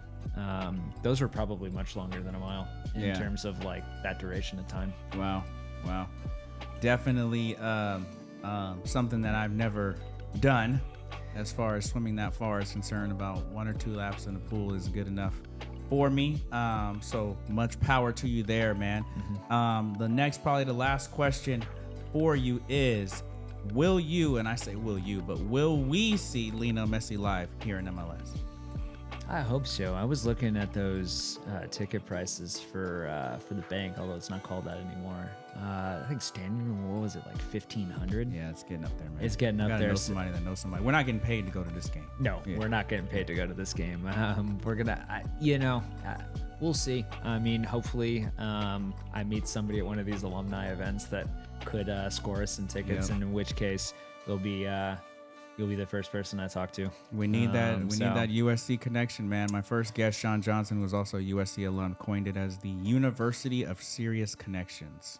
Yeah, that's pretty. Yeah, it is pretty legitimate. I would say that's a pretty legitimate claim. So we'll see what happens. But yeah, I don't think 1,500 is in the wheelhouse for either one of us. Well, you know, any USC alum that may be listening to this episode who have the way, who have the means to see Lionel Messi live, you got two more folks sitting right here that would like to join you. Please. Please. As well. Bryan Quintas coming into the Parallax Effect podcast. Been a great time. Learned a lot about you. I'm starting another segment today, actually, on this show that we're going to call the 3 points. Now, the reasoning, the kind of the nascence, that's the word I wanted to use. The nascence of the 3 points is back to association football. So in most of the leagues around the world, and in competitions such as the World Cup, teams play. They either win, they either lose, or they draw. The winning team takes 3 points. The winning, or the team that, if you tie, you take a point each, and if you lose, obviously you get no points. So we consider this show to be a winner. So therefore, we have earned 3 points, and I'm gonna give it to you, Bryan. What are the 3 major points from this episode that you take away, or that you would want the audience to take away? I think the first point is everything happens in life for a reason. You always get brought back to the earliest, most impactful times at a certain point. I talk about those early moments where I was associated with my mom's work, and now what I'm doing nearly 20 years later is a full circle moment. So that's the first thing. I think everything happens for a reason, and there's always a path. Secondly, your mistakes don't have to dictate your future. In that 7-year span of time, I made a lot of mistakes that I didn't specify. Maybe at a later time, personally speaking, we'll get more into that. But I've certainly learned to not let them dictate where I'm going. Thirdly, follow your passions, because they can lead you in some very positive directions. I think if you love something, pay attention to it. So if you're passionate about something, pay attention to it. Yes. So, yeah. You all have heard from the man, Bryan Quintas, here on the Parallax Effect podcast. Powerful message, very important message, poignant message. And I'm glad that we got the time to share this, with the audience. Speaking of the audience, if they need to reach out to you, where can they find you on the socials? On the socials, so Instagram is a little bit more of a private platform, although you're on there. I am very active on the former Twitter, current X platform. It is mostly about sports, although I have some life postulations that I endeavor into on there as well. But my handle is at USC Oracle. At USC Oracle. Yep. USC all capital letters, Oracle capital O, and then there you go. Mm-hmm. That's it. At USC Oracle, go ahead and have a conversation with Bryan Quintas here on the Parallax Effect podcast. There's also a blog that I'm going to be restarting too. It just occurred to me. It is a Google platform. I forget I think it's Blogger. And I call myself the Los Angeles Sports Guy. Los Angeles Sports Guy. We're going to have all this information in the show description as well. So you can follow up with Bryan throughout his upcoming endeavors as well too. The Los Angeles sports guy. So yeah, link up with them on Twitter. Look for his upcoming blog. You can reach us on Instagram at Parallax Effect Media. Also on Facebook at the Parallax Effect Podcast. On X, formerly Twitter, at Parallax Effects. Once again, that's Parallax Effects with an S. And also on TikTok, search RiloKen27. Be sure to reach out to myself and Bryan. Let us know what you thought about the episode. Follow-up questions we'll be more than happy to answer. We very much appreciate your time. On behalf of Bryan Quintas, this is Ryan Lavelle. This has been another episode of the Parallax Effect Podcast. Thanks, man. It's been a pleasure. You've been watching the Parallax Effect Podcast, where every angle reveals a new depth of understanding.